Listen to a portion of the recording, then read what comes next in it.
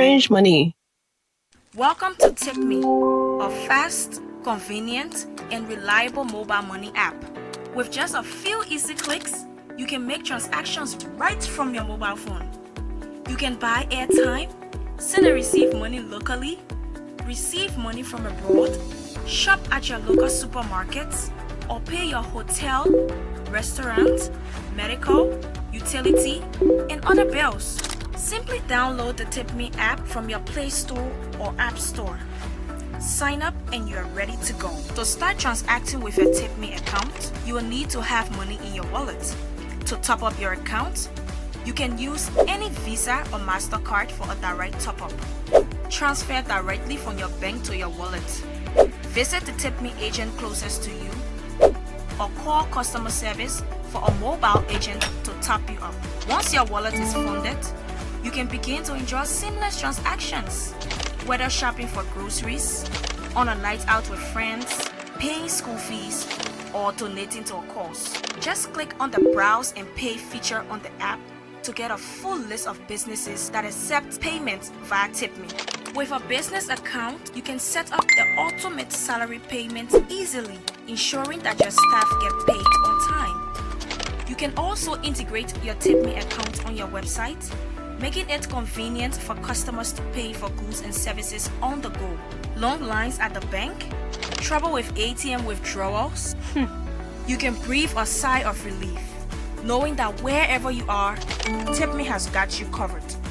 With our bank-to-wallet service, you can simply push money from your bank account to your wallet for instant access to your funds. You can also get cash on request from any TipMe location or have it delivered to you. With the TipMe app, you won't get stranded. You can trust that your transactions are secure and that your wallet is safe. Go cashless with TipMe and keep your wallet safe. Nuku is contesting against poverty.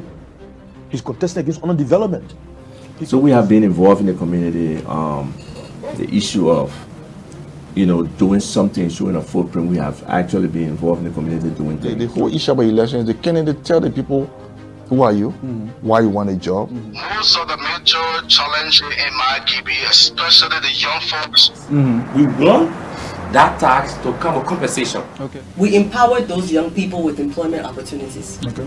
For me, it was imperative because these were young people that were disenfranchised and marginalized in our society. Even in the opposition, his political leader better not hear.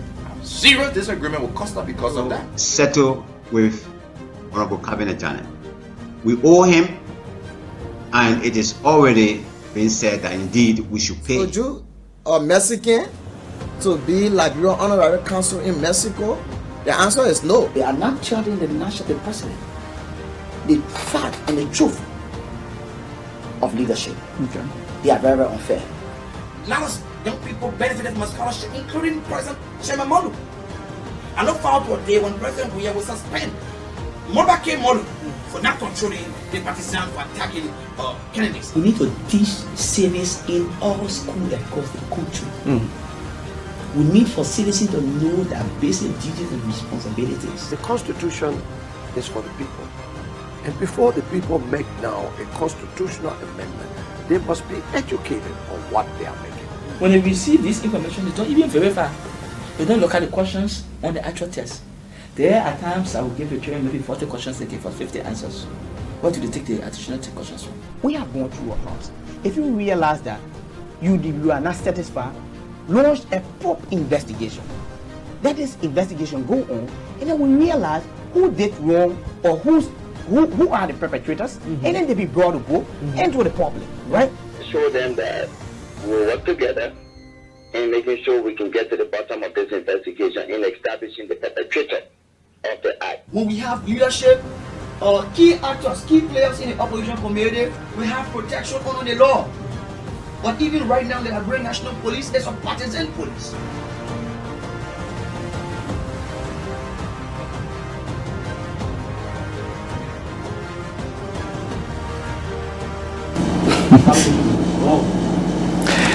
It's going to be a great moment here in Liberia. Welcome if you're just joining us. This is KMTV and this is the KMTV Morning Show. Today is the 13th of September 2022. I'm humbled to be here. My name is Amos Thomas Momo. On today's presentation, there are lots of things we're going to be discussing. This presentation promises to be very fascinating, very educative, and informative as well. We have a very, very educated and, big brother. He's my dad on the show this morning. We'll be talking about election matters. We'll talk about governance, and probably we'll dive into other national happenings in the country.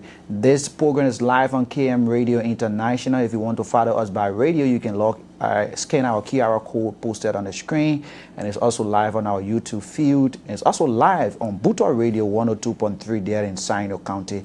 Our man Sagasha is doing very well in making sure that the people in that part of the country can follow us by that radio, and I'm humble to have he partnering with the KMTV morning show here this morning. And this program is open to sponsorship. If you are involved in the business, you have your organization, and whatever business you're involved with, you can come and partner with this program, and we can showcase your business. We tell the people exactly what are those things you're involved with, and we'll be very grateful to you. This morning we have Mr. Eddie Jawolo. Mr. Eddie D. Jawolo is the Executive Director of Nimot Partner for Democratic Development. He's here as our guest this morning. With no time to waste, we'll dive into the happenings there at Nimot. We'll talk about on the 15th of tomorrow, day after tomorrow, there'll be this International Day of Democracy. We'll talk about it. What are those issues will be discussed? We'll talk about governance. We'll talk about election. Take into consideration, we are gearing towards the 2023 election. It's going to be a very tense election. And he's here. He has been around election process. He knows exactly what are those things needed. What are those challenges? He will point out those challenges here today, and what are those things government and NEC needs to work on in making sure we have a free, fair, and transparent election. I'm humbled to have my dad, Mr. Eddie D. Jawolo, here this morning. Thank you again, Dad, for passing through, and welcome to the KMTV Morning Show. Thank you so much, Amos, and thank you for the great job you're doing. Very proud of you. That's something that you're very passionate about, and you and your team, and I'm glad that KMTV is coming by stronger than before. As we approach election, I know that you're going to be one of those independent institutions that will give a platform where people can come and talk about what is it they want to do for our country. And I'm honored and happy to be here this morning. How's life? You've been out, you've been in. How's the number as well? We, as an institution, we're doing very good. We're going beyond expectation. We run so many different projects. One of our flagship programs, the Young Political Leadership School Africa. That's program currently across the African continent, recognized by ECOWAS. So that's very good. Currently, we're going through our vetting process. Okay. We receive 700 plus applicants from 27 countries. Oh, wow. Yeah. So currently, we got people from Nigeria, Ghana, Sierra Leone, and Liberia to do a very competitive vetting process. Okay. And I know that they are completed Liberia, and I was told that the young women from Liberia did very good job more than the men. And I was like, that's good. And I want to see more young women getting involved into going to our political leadership school. Our political leadership school focus on 3 issues: elections, leadership, and governance. All right. If you decide to go to election, what is it going to do there? And when you become leader, what does it need to do? What are the different governing issues? What is the political governance, administrative governance, all the different things you need to know. So it's a very good program, and we're good at that. Could be something developed from Liberia, where people like Nigeria, Kenya, Malawi, and some of the big countries in Africa come into small Liberia to learn. And beside that, there's a lot of projects. We're doing the president meter. We have track president. We have from 2018 to 2022. Okay, we'll talk about that. We just released a full year report. All right. We're working on the year 5. Okay. And all of this will track like 169 premises. He only completed 11. We also done full year tracking of the legislature called Legislative Digest. Ah, okay. And this went deeper into finding legislature 3 cardinal functions oversight. Lawmaking representation. Yeah. And you realize that most of the law made in the legislature are basically laws directly from the executive. Okay. There are a lot of secrets in the legislature. So many things came out in the report I will leave for you. We also came out with this called Legislative Engagement Guide. Okay. This is a booklet where you need to know in order to even decide to contest in electoral activities. They give you everything you need to know on the work and related. So much thing we're doing, and we're just happy that we can do this for our country. Okay, we're going in depth with all of those workings from NIMBOD, but on the 15th of September, you'll be having this International Day of Democracy. Tell us, what is it all about? So International Day of Democracy was a program I initiated after I got arrested, infiltrated to the president convoy, which was not even true. Okay. And I left the country, and I thought that we needed to be more open to getting people to understand what the democracy principles are. All right. And there are about 13 different principles of democracy. So on the 15th of this month, will be International Day of Democracy. So we thought that we use that opportunity to have our 14th edition of the Democracy Lecture Forum. We have speakers, 3 speakers, very special. One is the UN Resident Coordinator. You know, the UN Resident Coordinator controls all the UN agencies in our world. Very powerful position. He will be speaking to 16 young people from political parties and civil society on political tolerance and political accountability. Okay. Linking it to the work UN are doing in Liberia in promoting democratic governance, zeroing down on election. We have the program officer of Democrats and Human Rights Fund, the Switch MRC. She'll be looking at equality and participation. Okay. She'll be focusing mostly on gender equality, the role that Sweden have done in promoting the principle of democracy. Then we'll close up. Our first speaker, in fact, will be the economic and political officer for the US Embassy. He'll be looking at the Magnitsky Eye. All right. You know, the Magnitsky Eye was the eye that was used to post sanction on selected Liberians. So we get participants from all the different political parties, and especially young people and civil society activists. So I want them to go deeper into understanding where this eye came from, how were people designated, and blah. So that'll be a very interesting program on the 15th at Smart Liberia, behind the Monroe City Corporation at the Charlatan Inn. So yes. This was one of your, the video there was one of your program where you had on the Carl Gristman Democracy Lecture. Yeah, and Carl is somebody who I take my mentor. He spent like 50 years in advancing democracy around the world. All you need to tell Carl which country you come from. He will give you the entire historical perspective of that country. He's somebody who helped me during my fellowship at the National Endowment for Democracy. So Carl been somebody who impacted my life, who's somebody who guided me, who helped me. You know, I also remember the World Movement for Democracy. So we remember all the time. He would always motivate me, inspire me. So he retired. Oh, all right. And I thought to honor him. So among the thousands of people that Carl supported and developed, I am the only person who thought I should be able to honor him. So I had that program before, but then I rebranded it. Yeah, I think it is. And he was very excited to see that I could do that for him. And many people now, like you, can reference him. And this program I brought together, I brought a lot of speakers. Most of our speakers have been different diplomatic missions. Yeah. And as we move closer to the election, we're going to do a lot in getting people like next week, I'm working with ECWA to bring somebody from Nigeria who's a specialist on biometric. For the registration. He will provide a Zoom education to civil society who have interest. We don't want to be saying something that we don't know about. Right? There's no expertise in Liberia when it comes to biometric system. We're not just discussing, but we want to bring somebody who have a deeper understanding, who are using and he accepted that by next week we'll rally people and he'll go through the program to help us get it. Yes, this is a lot of what we're doing, and we're happy that our work have been heavily respected. You know, I just came from Senegal, where we had a very think tank African discussing framework and tools on how to strengthen democratic governance in the region. We look at the issue about the military takeover. We look at the issue about tenure, people changing constitution. We look at the issue about corruption, a lot of stuff that we look at. And as we go deeper, I have a specific thing I want to say. Okay. The political school, your political school have been existing for a while now, but there are too many, you know, parts that have been added. The one that confused me a little bit is the Liberia emerging political leader step down. Yes. The step down portion of it is what? It's a different component. We were running the Young Political Leadership School Africa. In fact, I started the Young Political Leadership School. When it started expanding, we added the Africa. You got to be creative in the field we're working in. So USAID had a project, and there's a group called DR, Democratic International, that apply for the grant and wanted to work with us. But we said we cannot give our young political leadership school. It's our brand, it's our institution. So we told them we can work with you, but we'll work with you under what they call the Marching Political Leaders Program. Okay. So the Marching Political Leader Program is a program that will go down to the community, because the young political leaders in school is not dealing with community youth, right? It's dealing basically with professional young people who are middle level, college student, college graduate. But how about those young people in the community? Okay. So they thought that we should have a program that will develop leaders at the community level. So the Marching Political Leader Program is a program that going to train 1,000 young people from across the 15 counties.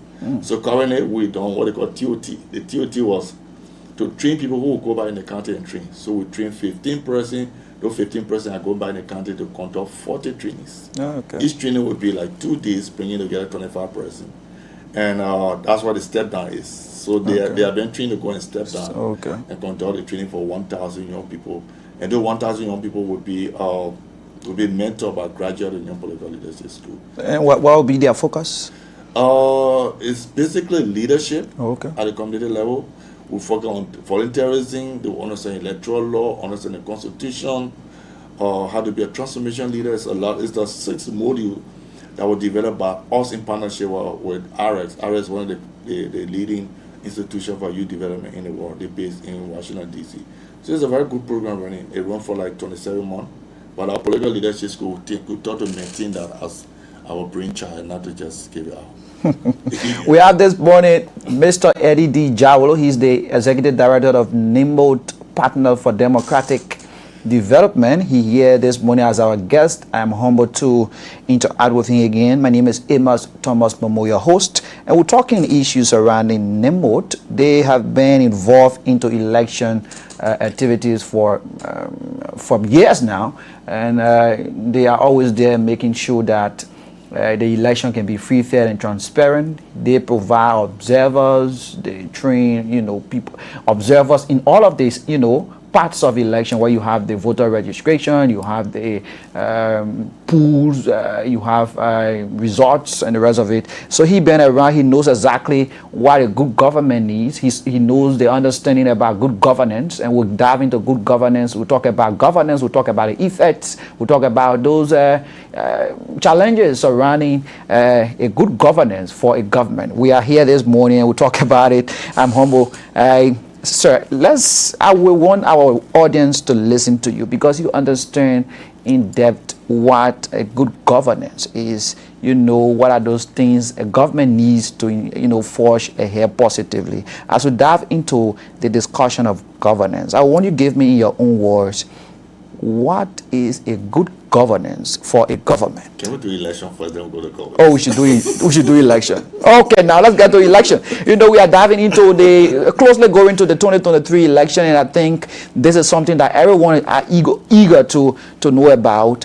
How far number is as it relates to your own activities as we get to the elections? We do a lot. Like I said, the political leadership school have a component of election. Okay. So our focus on with the political parties, the training young people in the political parties. Okay. So all the political parties have benefited from our training in terms of training young people. Surprisingly, most of the young people who are meditating those days that went through our program are no more than meditant poachers. Okay. They're more a mentor within the political parties. But elections had cycles. Okay. So they had 3 different periods of election. We call it cycles of 3 different periods. Of those 3 different periods, they had 8 different steps. Okay. Of those 8 different steps, they had 32 activities. Okay. So you cannot just sponsor election when they say election coming next month, you sponsor that. That's a mistake we do in Liberia. Every steps, every activity in election had to be supported and effectively conducted. Okay. One of the more important part of the election is the announcement of the result. Sure. But before you announce the result, there are processes people have to pass through. And up to now, the document that guard elections, what they call a legal framework. That legal framework has to do with your constitution, your electoral laws, your code of conduct, and other international instruments that set the standards for the quality of election that we need. Surprisingly, up to now, the legislature is still working on the electoral laws. Yeah. So in the absence of the electoral law, you make it very difficult for the National Election Commission, which we call the EMB, the Electoral Management Body, to work. So that's the challenge. And the second thing I see in Liberia is that the politicians or those who want to contest don't focus much on reading the requirement, understanding the cycles and the legal framework for election. Okay. All their focus is only on electoral days, observation, announcement result, the challenge result. But those processes that contribute to reaching that particular level is an issue that many people in Liberia don't understand. They don't blame them. They don't learn it anywhere. They don't learn it in school. Nobody offering training for it. So they don't know, they just jump in the middle of You care to educate on some of the processes you're talking about? It's a long process. Okay. Because if you look at the entire electoral cycles, at a particular level, election commission is supposed to develop budget, look at logistics, and a lot of things you need to do. It's a step before you even move to election. Now the electoral timetable is out. For the registration will be from December 15th to March. For the registration process is good. What role is political party playing at that level? What is it going to do there? We're talking about biometric system. The political party understand what we're talking about. Do they understand what they call data protection, data security, access to the data? Do they understand these things? What are they doing to learn it? Are they willing to have a meeting with the National Election Commission to sit with them and understand what the process will be like? They are not doing it. It's we civil society and the Election Commission. I saw the story from the Front Page Africa, and I saw the reaction from the U.S. Embassy. That should be the work of a political party. You don't sit and wait until tomorrow when they finish passing the law, then you challenge the law. The law is currently being discussed. The legislature, hopefully this week, they're going back. They're not coming until around January. What are we going to do? What the money? What the finance for election? Elections about money, people, and time. You need the resources. You need the manpower to get the work done. Currently at the National Election Commission, we get friends. They're not getting the support. Okay. And you're not going to just have ordinary election. You're going to have a general, you're going to have a presidential and legislative election. It's not by election. It's very expensive. That means people have to be aware of what happened at NEC regularly. They need to be having meetings with the media. Sure. So the media can help with the awareness raising. So yes, it's a lot of work to do, and election is about money, people, and time. Elections are about also two groups of people, the voters and the candidate. Liberia candidate nomination is all in Monrovia. Okay. While the voter registration process is heavily decentralized, you can go right in your county, your district, your village, you register. But then if you want to be a candidate, you have to come to Monrovia, which is very cost intensive for some people. So it's a lot of work we need to do. People need to build trust in the election commission. Election committee need to be accessible, responsive to the needs of the people. Regular information is better. Get a program on the different radio stations, start educating people about what is it going to do, how you're going to do it, why you're going to do it. With those things going on, what do you think the election commission will be facing? There's no election commission that can succeed with all money. You need the money, you need to have the trust of the people.